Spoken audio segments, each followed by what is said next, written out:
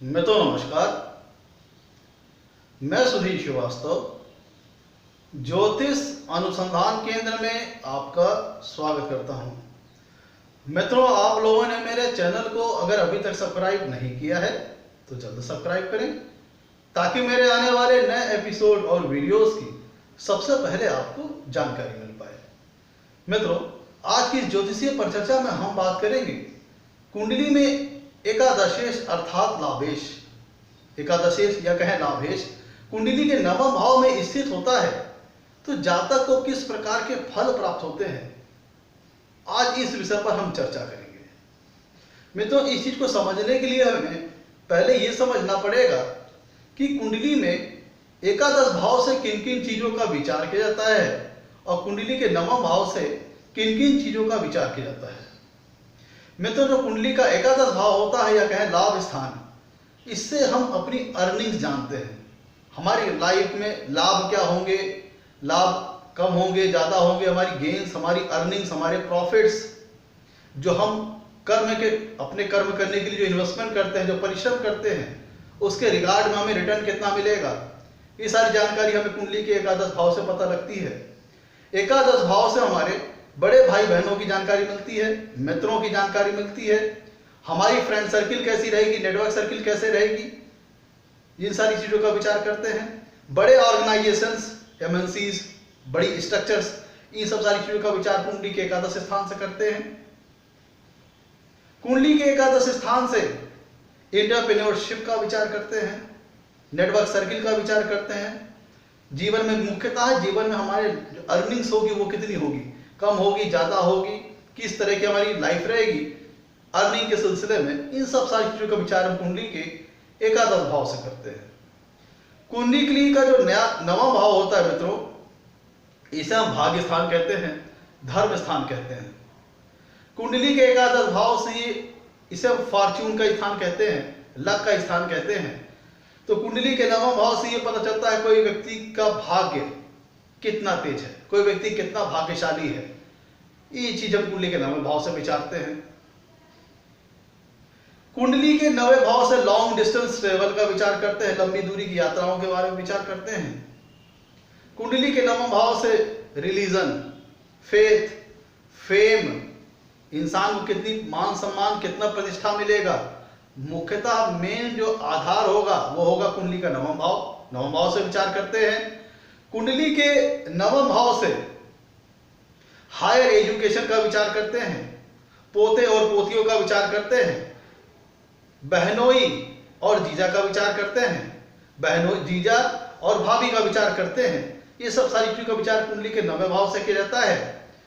कुंडली का नवा भाव ये बताता है किसी व्यक्ति का भाग्य, उसका लक, उसका फॉर्च्यून, उसके जीवन में उसका कितना साथ देगा। अगर कोई व्यक्ति बहुत भाग्यशाली है तो कम मेहनत में उसको बड़ी अच्छी सफलता प्राप्त हो जाती है।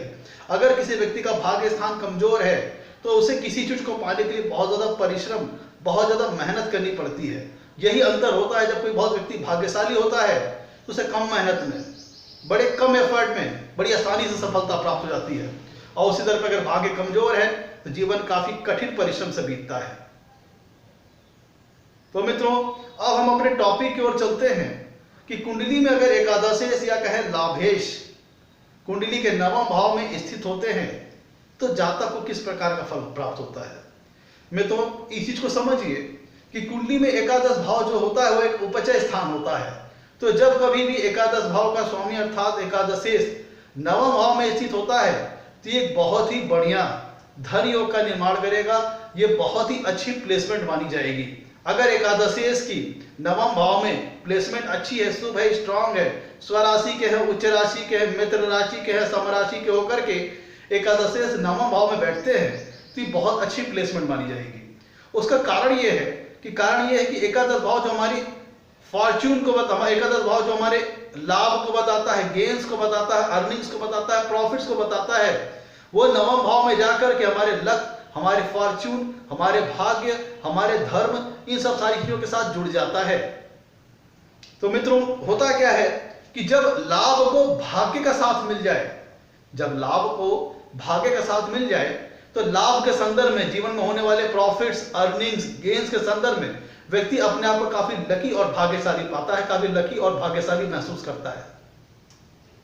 मित्रों, कुंडली में जब कभी भी एकादश भाव का स्वामी एकादशेश अर्थात एकादशेश या कहे लाभेश नवम भाव में स्थित होगा तो वह अपने से, ध्यान दीजिएगा, एकादश भाव का स्वामी अपने से 11वें भाव में जाकर के स्थित होगा। कुंडली में जब कभी भी एकादशेश या कहे लाभेश नवम भाव में स्थित होगा तो वह अपने भाव से, 11वें भाव का स्वामी अपने भाव से 11वें भाव आगे जाके विराजमान होगा, स्थित होगा।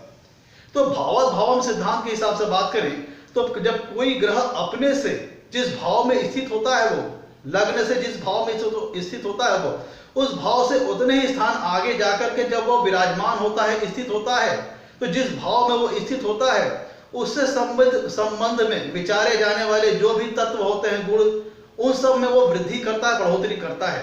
तो इस हिसाब से जब कभी भी कुंडली में एकादशेश नवम भाव में जाके स्थित होता है तो 11वें भाव का स्वामी अपने से 11वें भाव में जाके विराजमान है, स्थित है, जिसके चलते एकादश भाव के गुणों में, उसके विचारे जाने वाले तत्वों में बढ़ोतरी होगी, ग्रोथ होगी। इसका मतलब क्या होता है कि जीवन में व्यक्ति की आय बहुत अच्छी होगी, उसे गेन्स बड़ा अच्छा प्राप्त होगा, लाभ बहुत अच्छा प्राप्त होगा, जहां तक कि नेटवर्क सर्किल बहुत अच्छी रहेगी, जहां तक कि अपने बड़े भाइयों से बड़ा अच्छा सपोर्ट मिलेगा।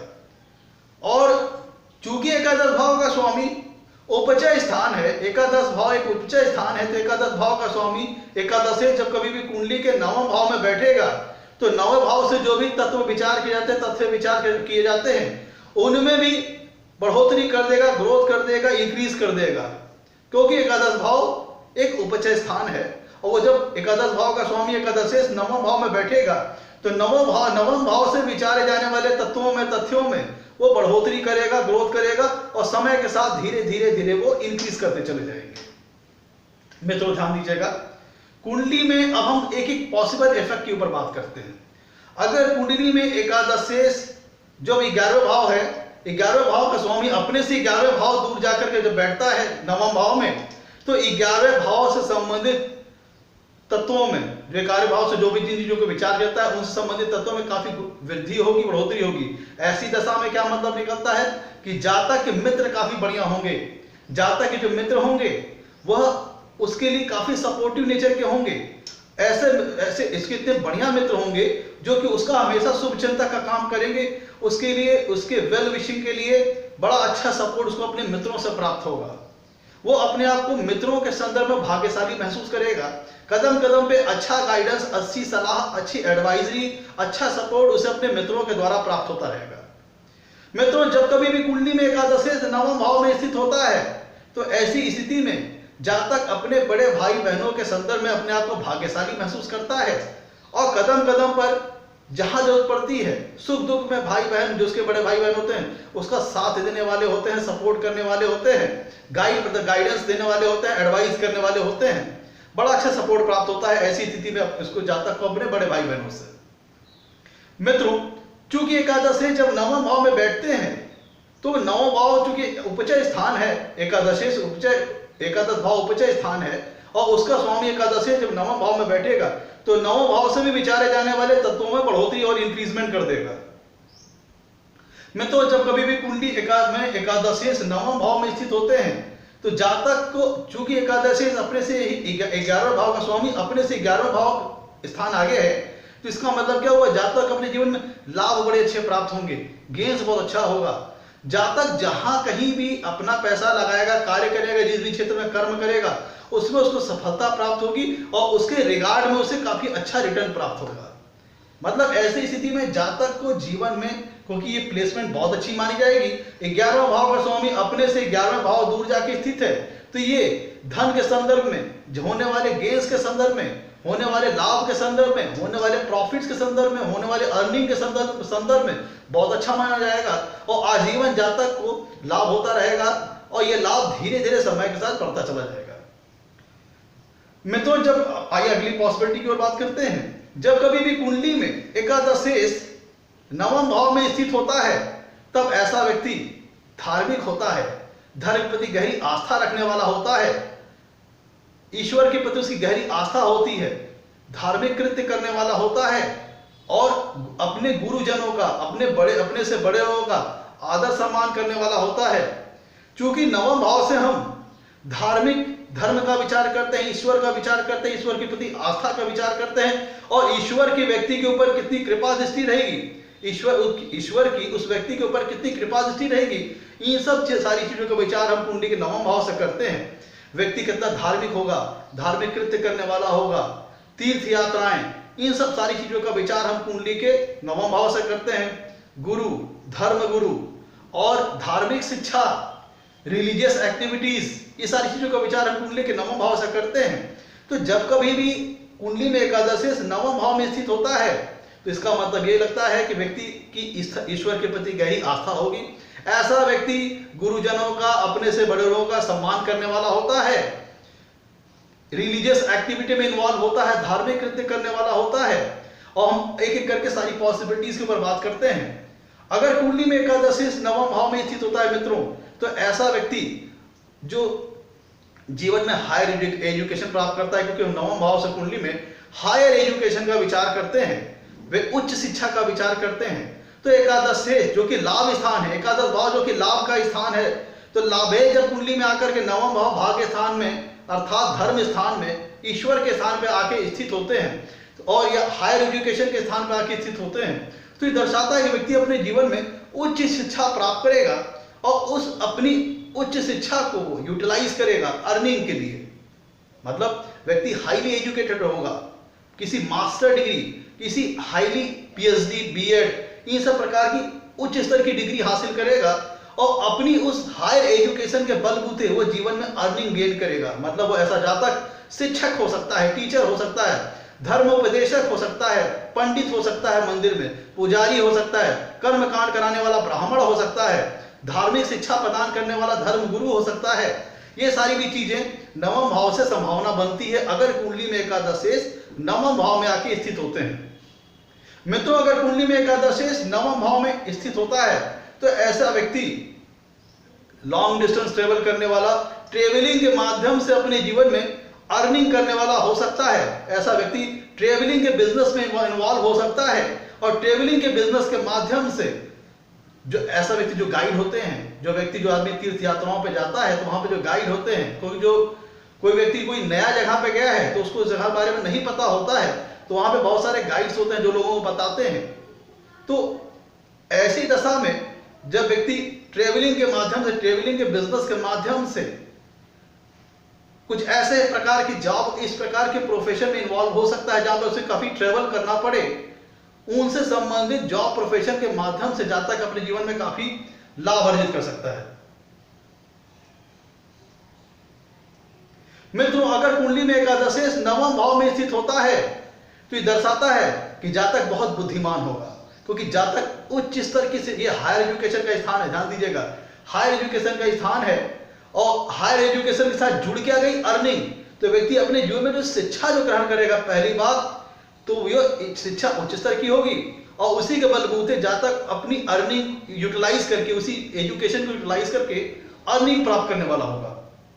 ऐसा व्यक्ति दार्शनिक स्वभाव का होगा, क्योंकि कुंडली के नवम भाव से हम फिलॉसफी, रिलीजन, इन सब चीजों का विचार करते हैं, दार्शनिक स्वभाव का विचार करते हैं। तो कभी भी जब कुंडली में एकादश नवम भाव में स्थित होता है तो ऐसे व्यक्ति का स्वभाव होता है काफी दार्शनिक होता है, काफी पॉजिटिव विचारधारा वाला होता है, ऑप्टिमिस्टिक विचारधारा वाला होता है। अगर कुंडली में एकादश नवम भाव में स्थित होता है तो ऐसा जातक जो होता है वो अच्छी संगत वाला होता है, उसकी नेटवर्क सर्किल, उसकी सोशल सर्किल बहुत अच्छी रहती है।